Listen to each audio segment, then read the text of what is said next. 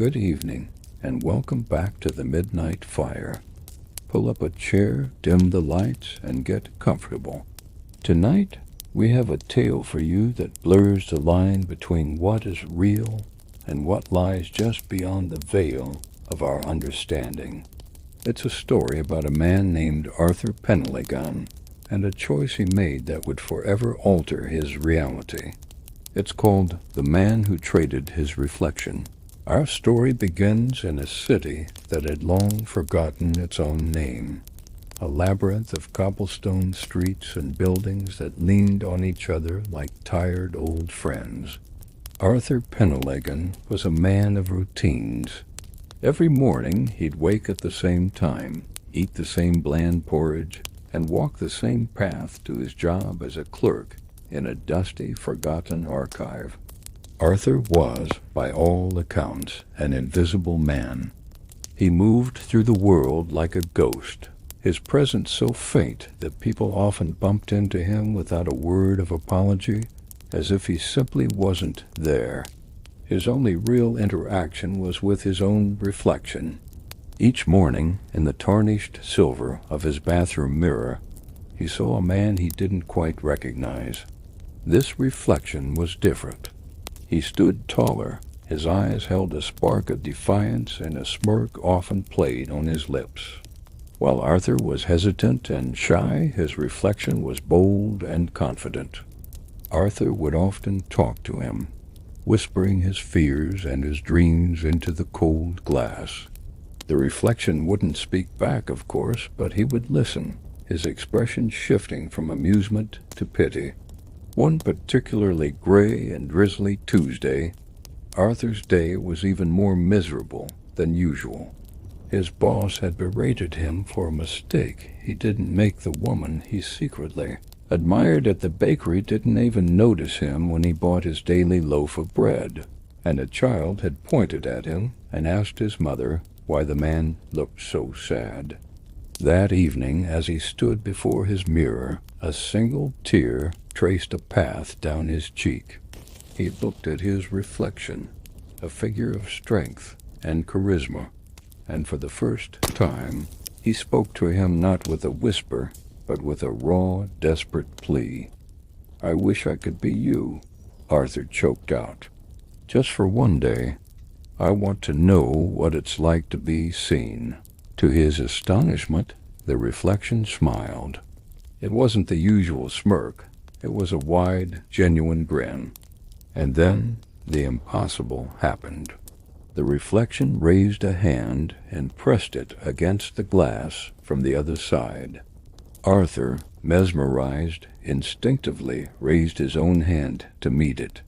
The moment their palms touched the surface of the mirror, the world dissolved into a blinding white light. When Arthur opened his eyes, he was standing in a room that was a perfect reverse of his own. The clock on the wall ran backward. The books on his shelf had their titles mirrored. He looked down at his hands and rushed to the mirror.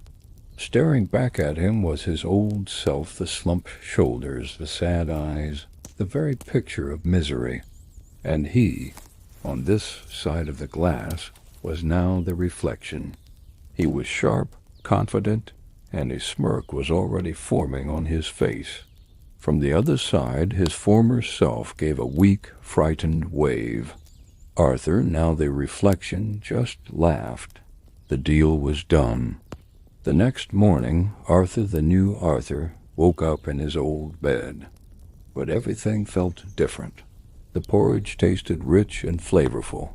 The air smelled crisp and clean. When he walked down the street, people noticed him. They nodded, they smiled. At the bakery, the woman with the kind eyes blushed when he greeted her.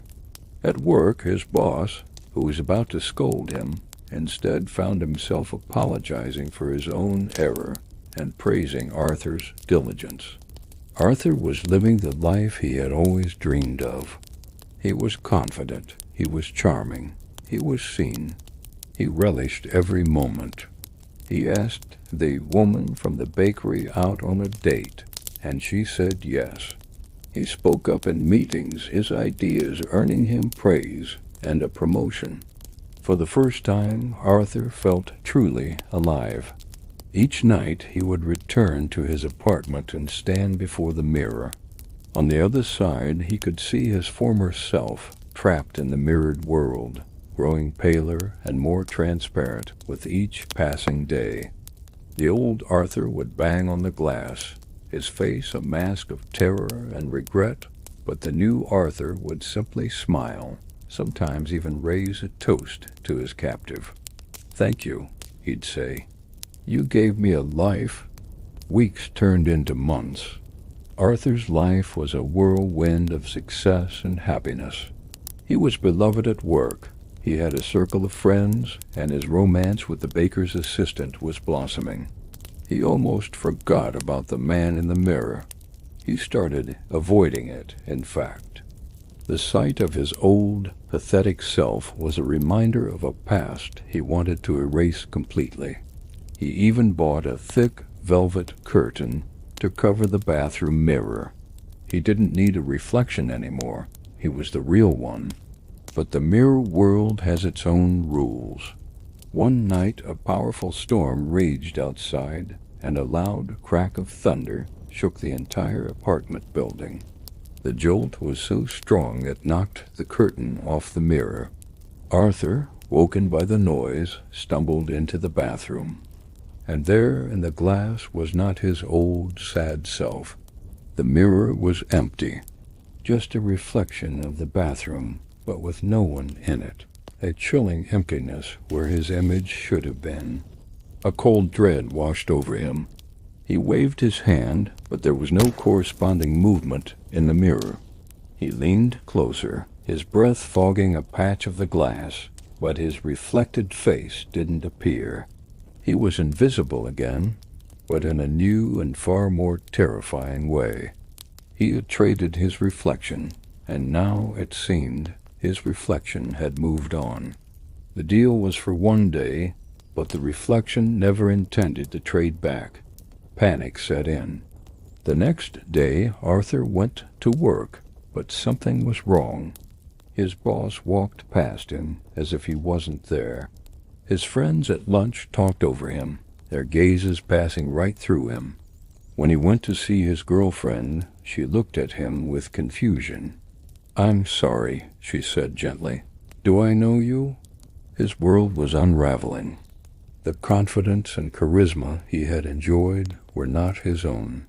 They belonged to the reflection, and without the reflection tethered to him, he was fading. He was becoming what he had always feared he was, nothing. He wasn't the sad man in the mirror anymore, nor was he the confident man who walked the world.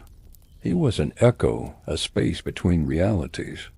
Desperate, he tried to break the mirror, hoping to shatter the gateway and perhaps undo the curse. He hurled a heavy paperweight at it, but the object passed right through the glass, clattering harmlessly in the mirrored version of his bathroom on the other side. The mirror was no longer just a mirror. It was a window he could not cross. Arthur spent his final days as a ghost in his own life. He watched the woman he loved fall in love with someone else. He watched a new clerk take his place at the archive. People would shiver as he passed, a sudden cold spot in the air, but no one ever saw him. He was a whisper in a silent room. His final stop was back in front of the mirror. He stared into its empty depths, a reflection of a room without an occupant. He had wanted to be seen, but in his desperation he had traded away the one thing that truly proved he existed, his own reflection. He had traded his shadow for a fleeting moment in the sun, and in doing so had lost himself to the darkness in between. And so if you ever find yourself looking in the mirror, dissatisfied with the person staring back, be careful what you wish for. Some bargains are not meant to be struck, and some reflections are more than just glass and silver. They are a part of you, and you never know who or what might be listening from the other side. Thank you for joining us at the Midnight Fire. Until next time, sleep well, and don't look too closely into the shadows. Be sure to like, subscribe, and turn on notifications so you don't miss our next story. Good night.